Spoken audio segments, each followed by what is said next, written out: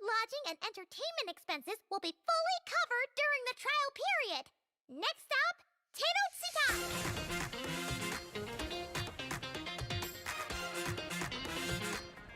From our honey-sweet Aethermead to our exhilarating shows, there's something for all the senses.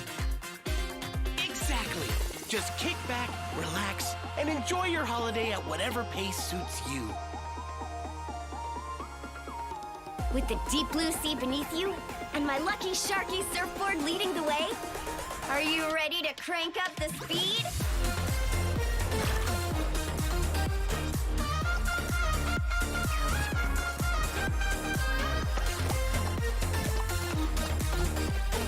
Welcome to Villa Greatsleep. You're just in time to witness our annual home night celebration. Nice shot.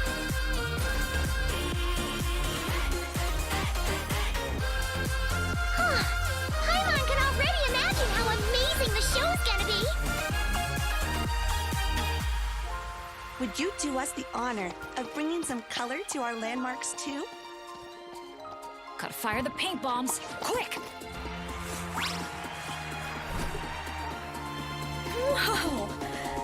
It looks incredible! The foam flower fields finally live up to their name! It's showtime!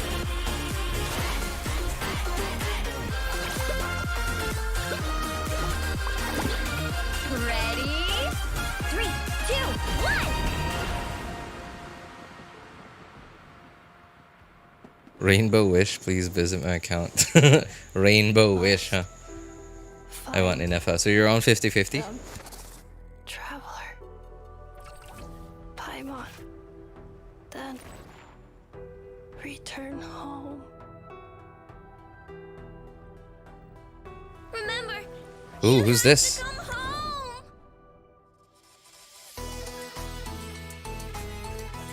Oh. Montanian join Wait. them. Return home. Who is that? Probably a 5-star in Nodcry. Remember, This is probably gonna be our... she looks very 4-star to me. I get the feeling that she is gonna be our Mondstadt Amber. Our... I guess Xiangling is our Liyue 4-star. A little weird because like Xiangling's from this, but sure, I guess. Inazuma. Who did we get from Inazuma again? Who's our 4-star from Inazuma? Sayu? No, not Sayu. Wait, I guess it was... Did we get a 4-star from Inazuma? I don't remember. So Sumeru, that was Kali. Fontaine, that was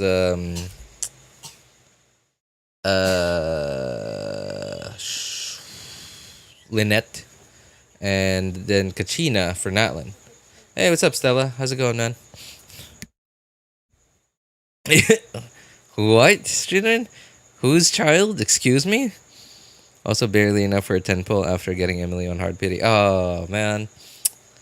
50-50 and low pity. And no primos. Oh, my God. Oops. you have to come home!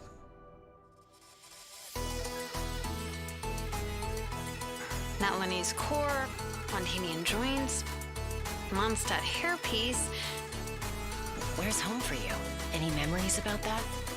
Memory. Missing. She is... Wow, she really is just straight up a robot, huh? She's not even like an android. She's just a robot.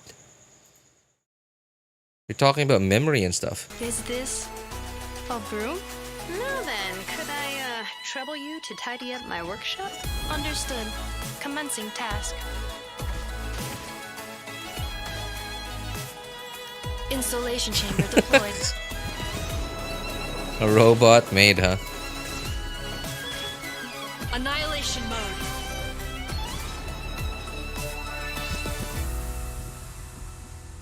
Wow, her animations are so different. I mean, like, obviously she's a robot, and like she has bits of her that just like come off of her body. Like, look at her arm. Annihilation mode. Oh my god, the amount of effort. Cause like traditional like fighters, right? Like you okay, so sure. Your motion capture your motion capture guys, like stuntmen or choreographers, whatever, right? Like their motion capture guys just do the actions. Obviously, for this one, yeah, sure, the actions, but like you have to do the hand animation for like the stuff like her fist that's flying off.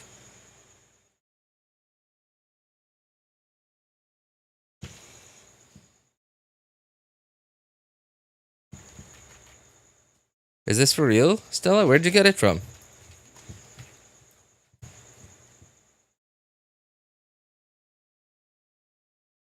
Hang on, let me see if I can. Oh, please. Oh, thank God. I didn't have to log in all over again.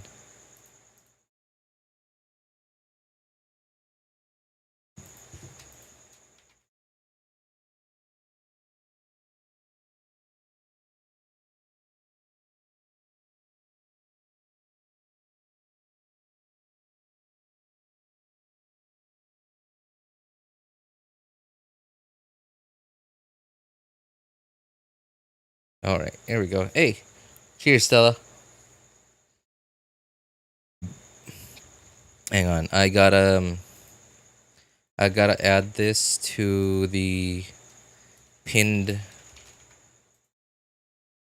messages.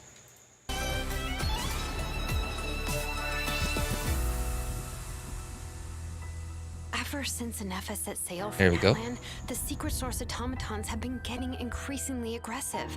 It's as if they're drawn to each other.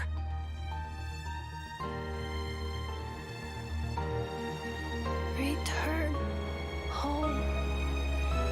Malfunction. Have you forgotten why you cast them away to begin with?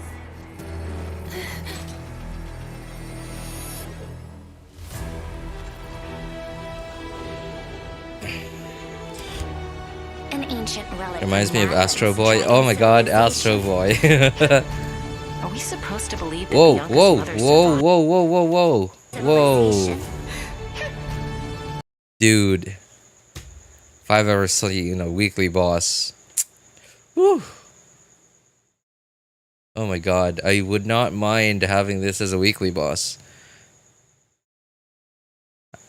Are we sup- That looks so cool. Dude. That looks so cool. That's the Bakunawa. Oh, that's the Bakunawa that I've been hearing about. Okay, I heard that apparently it's gonna be just a one-time fight, and it's not gonna supposed to be believe it's not that gonna Bianca's stay in the mother game. survived? I'm off to the location of my next assignment. Nod cry.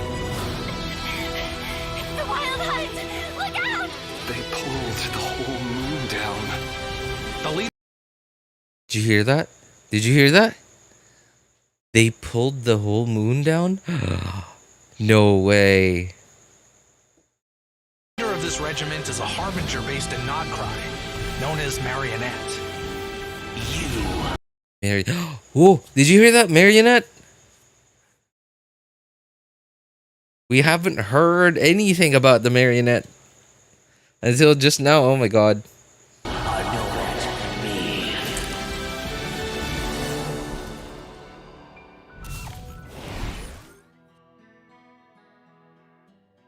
All right, here is our first reminder. Hang on. What is this? 21. Oh, nice. We got a couple of days to claim Primo gems. So all these all the redemption codes from by the way, the special program that I'm watching right now happened yesterday. So all the 3 redemption codes, Primo redemption codes from yesterday's special program 5.8. No. Oh yeah, 5.8 special program. Are in the pinned message in YouTube chat. Including one more that Stella has graciously shared with us. Appreciate it, Stella. Thanks. No Marjavari, but swimming pool. Well, it is a summer event after all. Rumors say the sand drone is gonna be play. Oh, you know what? Hey, so remember? Okay. Remember all those events where we had like some Hey, kind of like travelers. Pokemon, Welcome to the version 5.8 like special program. the I fungi am Citlali enemies, Morris, the where voice of Mualani, and hosting with me where today it seemed is... Hey everyone, I'm Laura where Monte, it was the voice of almost Chasca. like we Oh, had man. Pokemons That trailer was just like that we full could of summer sort of vibes, right? control to Yeah, to a certain exactly. degree. And it kind of looks like version 5.8's got some really interesting stories on the way. Like that humanoid machine, Ineffa. Just Right, like that we could control to a certain degree. Like they had skills that we could like use whenever we wanted to. They could attack whichever target we wanted them to attack. And okay, so imagine that. It's from any of the regions we've been to. Yeah, and it kind of seems like the travelers. Right, imagine that event. And I believe we've had 2 of those events already. Yes. And remember, we have basically a playable version of that is permanently in the game. Farina's summons. It has to be the travelers. Right, Farina's summons, they just attack on their own if you're not doing anything. But when you attack a certain target, they also attack that target specifically. And unless the code to the cryptex is deciphered, there's no So we already have Okay, not a great. at least a lot of, maybe not everything, that we need to make a quote-unquote puppeteer in the game a reality. So maybe that means. I guess maybe a bit of work that'll be possible. Like Sandrone is supposed to be some kind of marionette or some kind of puppeteer. Like she controls robots and stuff. Program completed. Initiating chat mode. Unknown item detected. Loading cognition module. Generating countermeasure. Countermeasure confirmed. Return to owner immediately. Rumors say the Sandrone is going to be playable. Again, rumors say Capitano is going to be playable. We're still lap dancing on his grave right now. And Third on the robot. face of Ineffa. What's up, everyone? Who are the first I'm 2? Angelina Daniel-sama, I'm and assuming Catherine's one of them, but who's the second one? Hey, welcome. Welcome. Perfect timing. We were just trying to make sense of the Traveler and Ineffa's mysterious first encounter. So, can you give us the inside scoop? Yeah, any hints? Sorry, guys. I think I'm gonna have to leave you guys in suspense on that one. Solving the mystery is a big part of the adventure, but I can share some exclusive intel about Ineffa. Ooh, tell me. Oh wait, Angelina, you said Ineffa is a household robot, right? So does that mean she has like an owner or something? I wouldn't use the She's word owner. sorry. It's more like she has- She's a household robot. So Ineffa is basically like a more advanced version of the robo vacuums that we already have on Earth It's not an right now. I know. Am I understanding this correctly? Am I understanding this right? Ineffa is just a more advanced version of the robo vacuums that we already have here on Earth. I guess I should explain. Raiden. So, Aino is a genius Uh, an inventor who can create all kinds of powerful. They're not really with nothing but robots. Oh, They're more like that must be why puppets. It looks like Ineffa's parts come from all over to that. Like, okay, question. What's the difference between a robot and puppet? scraps. Don't worry. I guess a robot, you put in like some form of intelligence into it, and then it just like it does it, like, and you give it like instructions or programming, and then it does its job. I guess a puppet is, well, it's just a thing And as an all-purpose that has a shape, Ineffa is but equipped you not have only with strings on it so that you can manually control it. but also other hidden But features. then Which the Raiden are Shogun pretty sick. Like, for example, and after reading through 11 pages of liability waivers, you can and Wanderer, that module. like they have their own consciousness. So I guess they do have, especially Raiden Shogun, like she has specific instructions that, yeah, you are the Raiden Shogun, this is your job, you do your job. Wanderer sort of doesn't really have a job, wasn't given a job, but he was given consciousness. So does that make the 2 of them a robot? Because it sounds like, I mean, the way I'm talking about it right now, it sounds like they really are robots. They fit the description. Warm-up complete.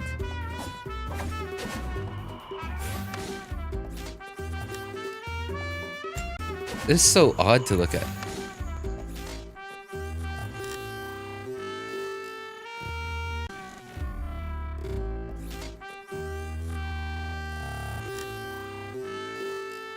It gets smaller and then just turns into a hand. Installation chamber deployed. Cleanup sequence initiated. Annihilation mode. Okay, so that's her burst animation. That's a pretty fast burst animation. Am I?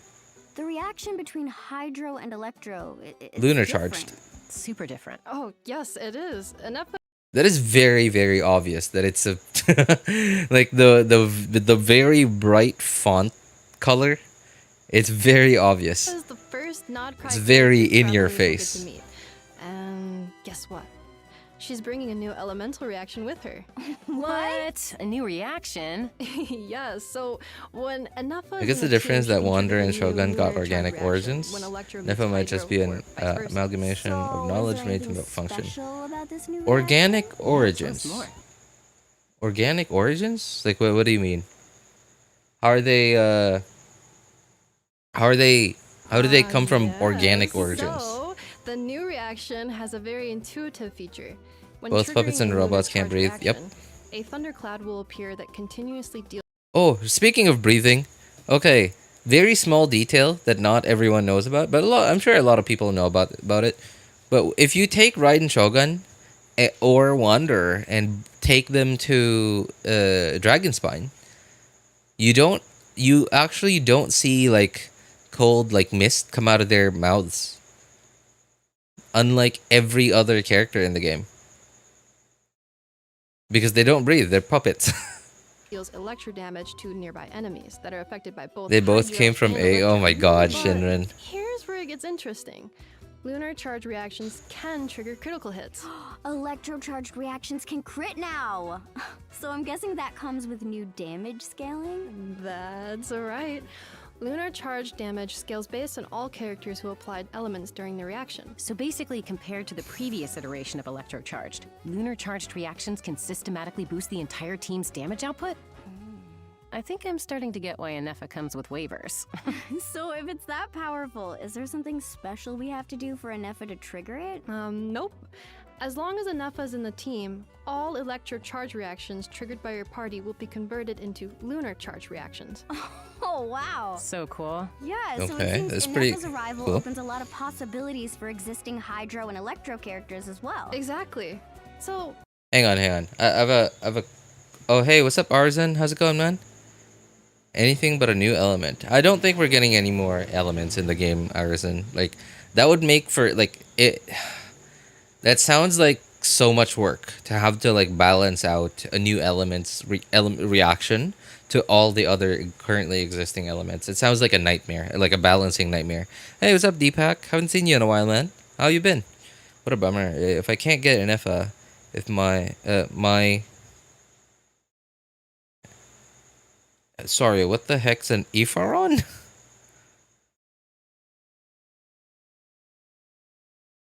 There'll be a new reaction achievements for his this reaction. I get probably probably.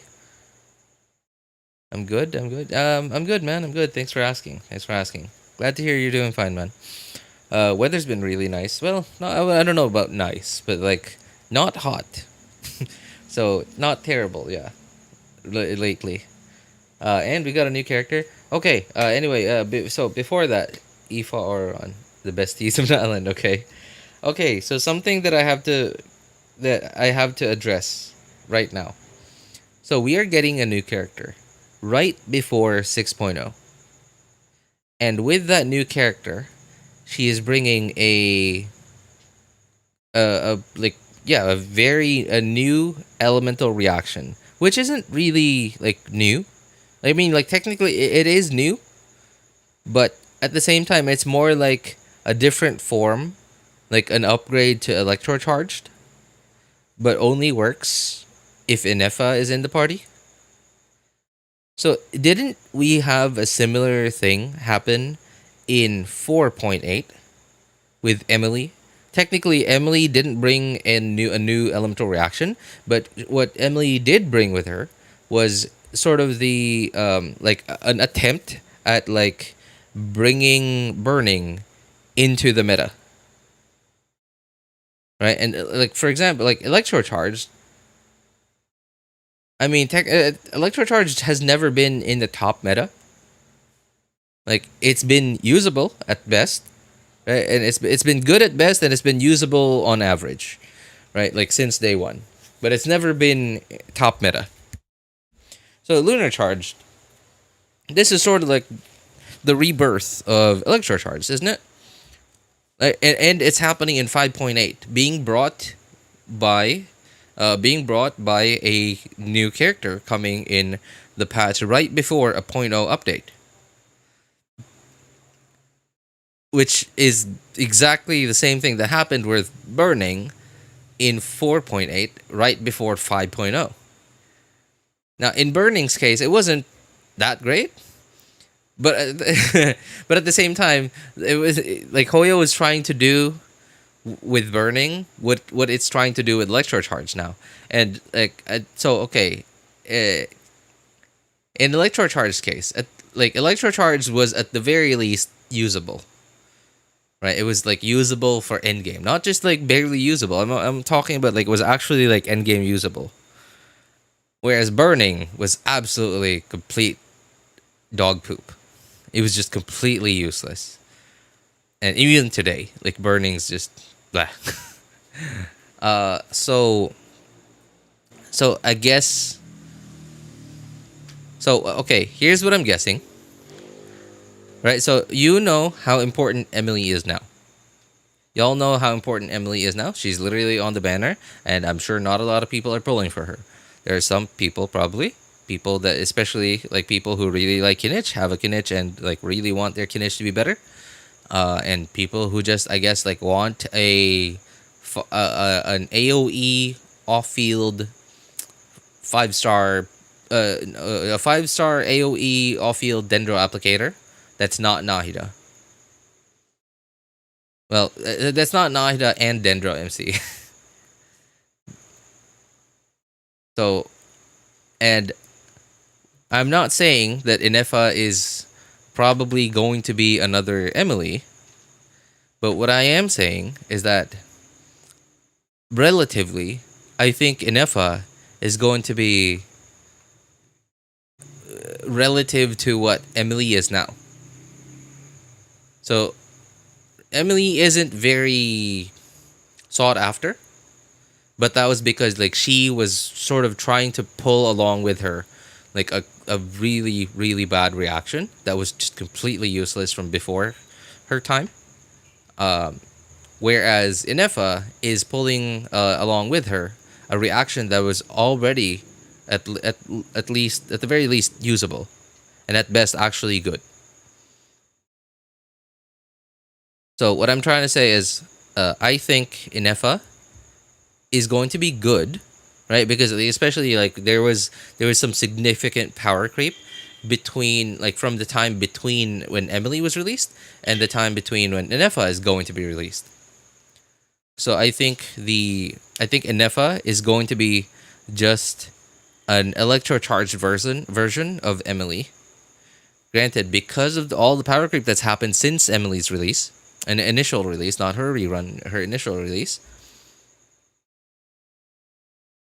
I think Ineffa. This is my wild guess. I guess more of an educated guess. Is that Ineffa is going to be good, but I don't think you should pull for Ineffa. Yeah, I don't think you should pull for Ineffa. I get the feeling that this like lunar charge thing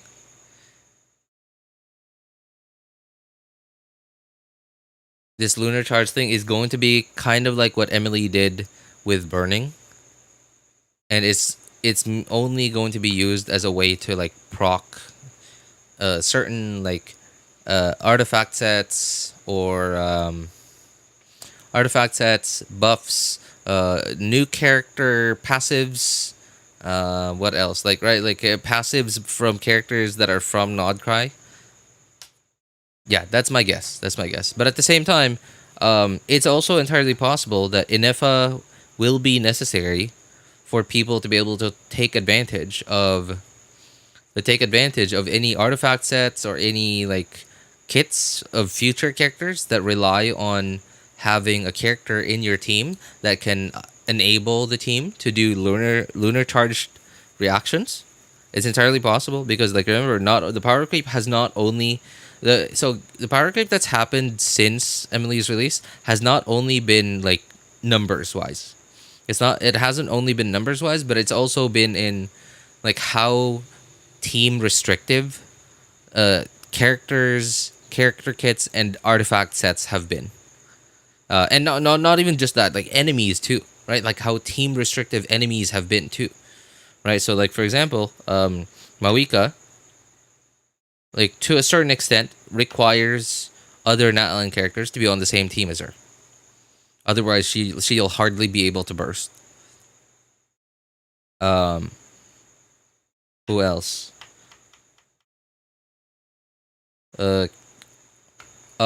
Skirk. I mean, Skirk is like Skirk and Escoffier, dude. Like they're like the most obvious of it, right? Like they literally cannot be used in anything in a freeze team.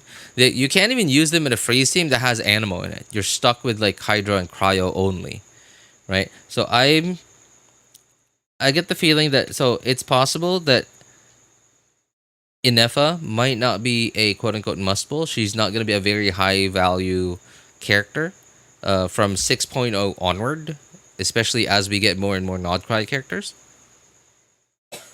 But it's also possible that Ineffa is like one of the few characters that will actually allow us to be able to easily proc Lunar Charged, which might be a mechanic that we really, really need to have on our team to take advantage of some really strong artifact sets that might come in, from 6.0 onwards, or to like disable, or like to be able to disable like enemies from 6.0 onwards, to disable like bosses, weekly bosses, world bosses, or certain enemies, or if not to disable them, then to at least like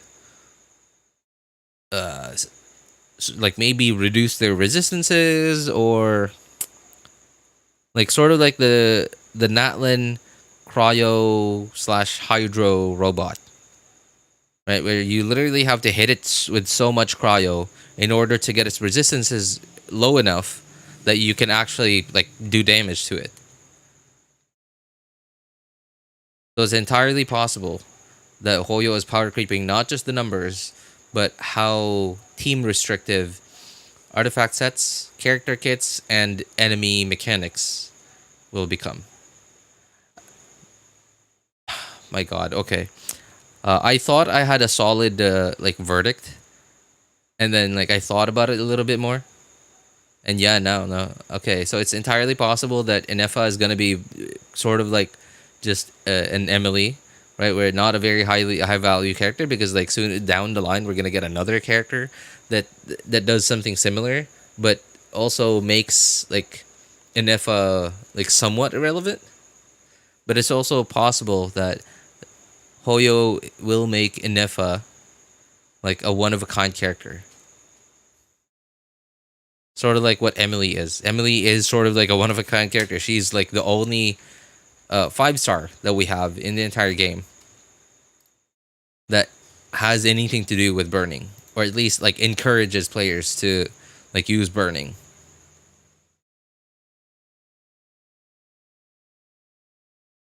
Man. Hi RJ, long time no see. Hey, what's up, Batman? A long time, man. Long time. How you been?